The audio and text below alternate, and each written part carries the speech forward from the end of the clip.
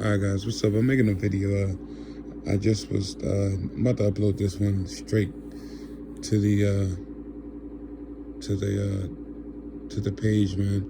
So I think one thing, after me just sitting here watching some videos, that I don't think people are realizing that, and I don't think I've ever shared this, but I've always known this. And the more you know about your enemy, the more you can exist around them, and the more you can become comfortable around them, because you see that once you know your enemy's flaws, and you realize that the flaws of your enemies, and they're going to be 99% of the people you're around,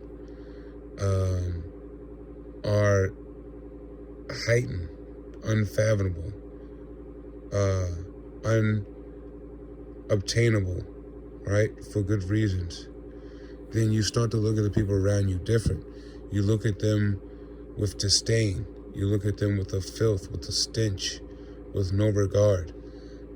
This program, the satanic system, is built so that you don't realize or fathom that there's two sides to this. You can't say that the people are aware of you and then say that they're not aware of what's going on in the world.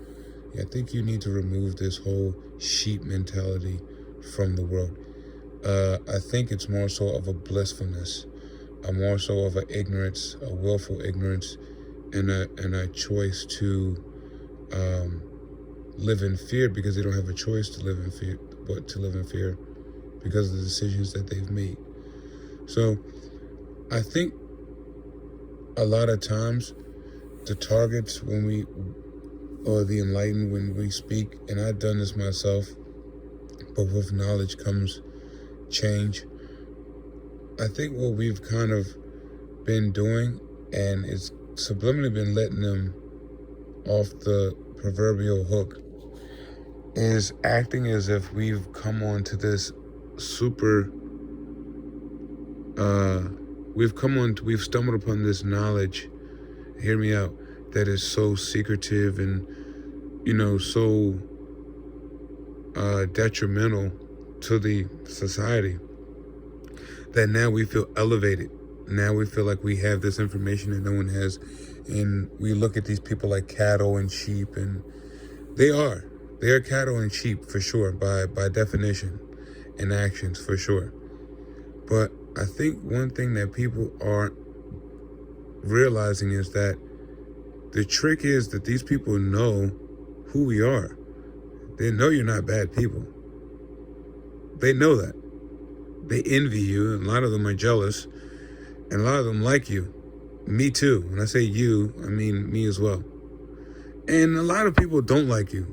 But it's context, meaning that you may still be able to find yourself having cordial relationships or conversations with these people outside of the targeting.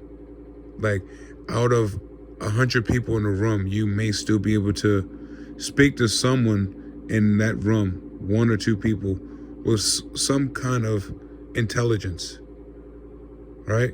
Now, we know that the percentage, I'm not exaggerating, you out of a room of 100 people, you may find one person that's willing to have an intelligent conversation or exchange with you, whether it's open up a door, a greeting, you know what I mean? Things that we took for granted, and I don't want to say took for granted, but things that we just took as a given, that we now see were not as so average, as far as the daily life of common courtesy as we thought. So getting back to what I wanted to say, the trick is that they are aware of us spiritually, purpose, so on and so on. The smear campaign only works if you don't realize that they know about the smear campaign. There isn't a smear campaign. The smear campaign only works if you believe in it. A lie only works if you believe in it, or you don't have access to the truth. So sure, they can talk about you, but is it a smear campaign? No. They know who you are spiritually. And you should never be concerned with a witch, which 90% of these people are possessed with demons, filled with demons. Doesn't matter what the outward, like I said, the inward man, as the Most High stated, is being renewed daily, or as it should to best our ability. Now we know living here in this prison planet where every day they strive to create evil and disdain and disorder, and us living in the most treacherous times of history, most certainly the Most High will have grace, because he would have to in order to have placed us in these times. We were specifically placed in these times now. So it's not by mistake that we're going through the trials and tribulations of the ending of this era. So back to what I was saying. Understand there's no such thing as a smear campaign when they know you. We can't say that they've known us from birth and then say that they make a smear campaign. We can say we've been set up. We can say we've been lied to. We've been mishandled. We've been led astray. All of these things are true. It doesn't make you a victim as far as someone who's, basking in victimization of victimhood. It's reality. We all are victims of stupidity. It's a fact. Now, how you deal about that, or how you go about it, is what makes us different, and why you see some people who may be able to navigate through this life easier than others. Some of you guys navigate easier than I can in certain aspects, vice versa. But I want you guys to get a clear understanding or realization, overstanding, that the smear campaign is a smear campaign within itself. So it's a double entendre. It's an illusion. If everyone knows that you are a child of the Most High, regardless